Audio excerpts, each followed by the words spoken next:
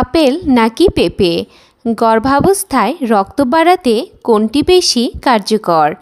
জানুন বিস্তারিত। রক্ত বা হিমোগ্লোবিন বাড়াতে দরকার আয়রন ও ভিটামিন।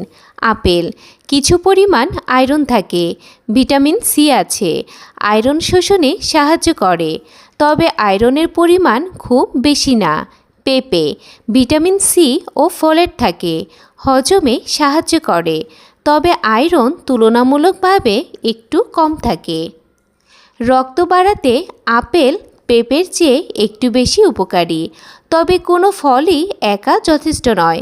ডায়েট ব্যালেন্স জরুরি, সাথে আয়রনযুক্ত খাবার যেমন শাক, ডাল, কলিজা খেতে হবে। ভিটামিন সি থাকলে আয়রন ভালো শোষিত হয়। ভিডিওটি ভালো লাগলে লাইক দিন, আর এমন দরকারি টিপস পেতে আমাদের চ্যানেলটি সাবস্ক্রাইব করুন।